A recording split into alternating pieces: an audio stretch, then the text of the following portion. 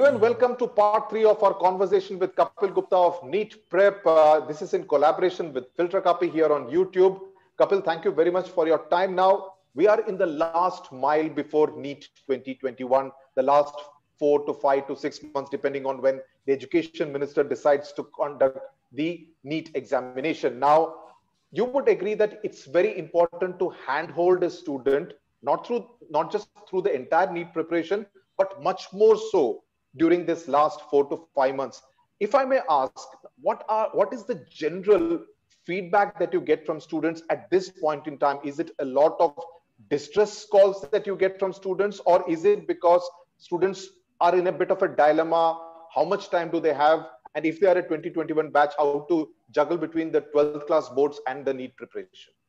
So Sudhi, thank you very much for this opportunity. I think this is a very important question. As the examination date is going to get nearer, panic is natural. I don't think this is unnatural. I get two type of calls. One type of calls are, I did not study anything.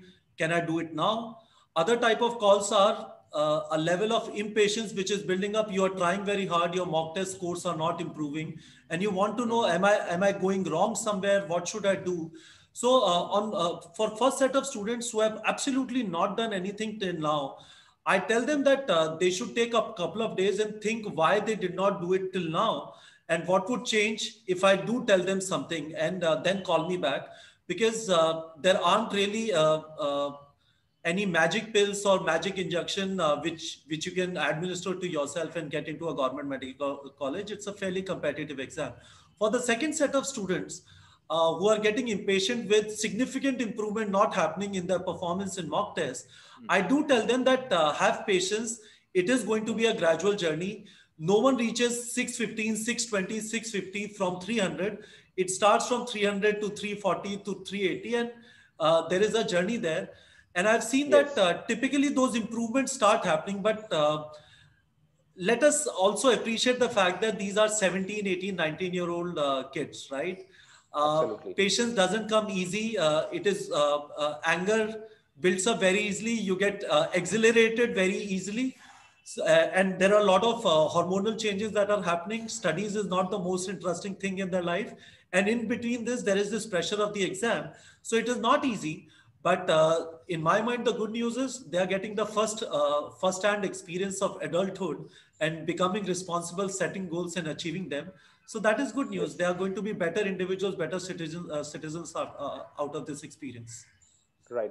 Kapil, the 2020, because of COVID, has been a rather dramatic year as far as education sector is concerned. Sure. There are a whole lot of platforms which are now available for students, and students in many senses are spoiled for choice. They don't know which platform to actually embrace, which could ideally train them for whether it be for NEET or for JEE or any other entrance examination. Correct. Now, NEET Prep is one of the premier coaching institutions as far as NEET is concerned. Now, the question that arises is, if there are institutions available, and there are some quality institutions available which are offering courses which would be at a lesser rate than what NEET Prep is offering. Let me ask you bluntly, why would I as a student or as a parent send my child to you rather than someone else who is offering it for a lesser price? So, Sudhi, two things. I don't think there is a compulsion that someone should send someone to NEET Prep. We do tell that before you make a choice for NEET Prep, all these options are available in a transparent fashion on YouTube as well. Even if there is a paid course from any other online offering or offline offering that is there, you can go on YouTube and judge for yourself whether NEET Prep is better or someone else is better. If someone would call me and ask me how NEET Prep is better, I don't have an answer to it. That is a judgment which a student has to make. The good news is, in the earlier days, you would go to a classroom coaching. 15 days later, you would figure out it's really bad.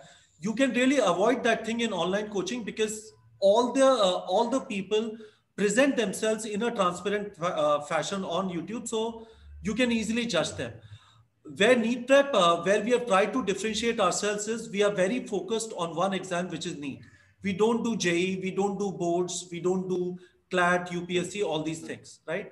What that means is, in our lectures, in our questions, in our tests, in our doubt solving, that thing will continuously reflect. We would understand inherently that these are students who do not have maths as a subject. We would understand inherently that questions should not be very maths heavy. We would understand inherently that we have to give a mock test in which student would be able to finish 180 questions in 180 minutes. We would understand inherently that a lot of students are dropping, so they have a lot more time at hand. A lot of students are not preparing along with the classroom program. So those things get reflected because we are specializing on a single exam rather than offering multiple exams on our platform. Okay, so you're saying that you don't have a jack of all trades kind of an Correct. approach. You would much rather specialize on one. In my earlier conversations with you, you've always kind of emphasized on the importance of hand holding, Correct. especially during a very delicate time in the life of a student, an aspirant for NEET. Is that kind of inbuilt into every course? For instance, from the 14th of January, you are starting another course, which you are not calling a crash course, but Correct. for the first time, you are having a course which is entirely in English. You're going to Correct. be teaching in English so that students who are not comfortable understanding in Hindi will be able to embrace something like this. Correct. Please tell it for the benefit of the students listening in. So Sudhir, on 14 January, as you have rightly said, we are coming up with a pure English course. We are calling it short duration revision course. I personally hate the word crash course because somehow that communicates to the student that there is this magic pill that is available, which will make you prepare for the complete exam in 3 months, 4 months. There are crash courses which become available 1 month before the exam, and the communication to the student is you are at 200, you would be at 650 after 1 month of preparation. In my mind, that cannot be true, and it is important that we continuously communicate the reality to the student for him to face the reality of the exam. Very important. Yes. So what we are doing is 6 months, approximately 170 days. This course, our normal course is around 550 hours of video lectures, and then there are practice questions, mock tests, etc. This course is going to be around 200 hours of lectures. Consuming them would take around 500 hours. Another, if you want to practice questions for all the chapters, another 500 hours for that, and another 200 to 300 hours of question practice. So this course is designed for around 1200 to 1300 hours of studies, where student has around 1700 hours remaining, assuming now he's serious enough, he understands the urgency of it, and he'll put in 10 hours a day for next 170 days. So the idea is, this is not a crash course. I hate that word. This is a short duration revision course. This is not for students who are at zero level. This is for students who are going about their preparation, and this will help them revise in a much more efficient fashion for the remaining 170 days. And this has also not been designed to do a complete revision in 90 days, 100 days, because the reality of the current exam is it is going to happen after 170 days starting 15 January. So all these things have been covered in, and of course this is in pure English, so that students from North and South both can benefit. Students from South are not kind of stuck in a situation where they are not able to understand what the teacher is saying. Right. And also students from Northeast who are also more Correct. comfortable understanding it in English rather than Hindi. But I'm glad that you're actually saying it upfront, that this is not a crash course. You're not trying to, there are many fly-by-night operators who try to kind of shortchange by saying 200 se 600 tak leke jayenge. It's very important that you don't kind of shortchange the students by selling them dreams, really. Correct. Correct.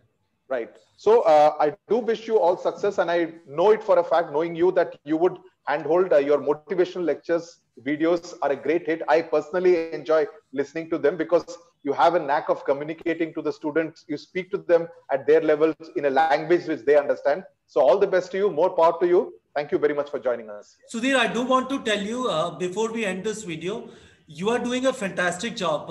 If I can tell you, I love watching your videos simply because there is so much noise on YouTube. There are very few sane, logical, tolerant voices. And when I look at your video, it provides you calm. Otherwise, on a lot of YouTube places, they tend to make you agitated, and it seems that everything is wrong with the world. But when we watch your videos, I absolutely love coming here, and thank you for providing me this opportunity to interact with you. It has been wonderful. Pleasure entirely mine. Thank you very much, Kapil. Thank you very much.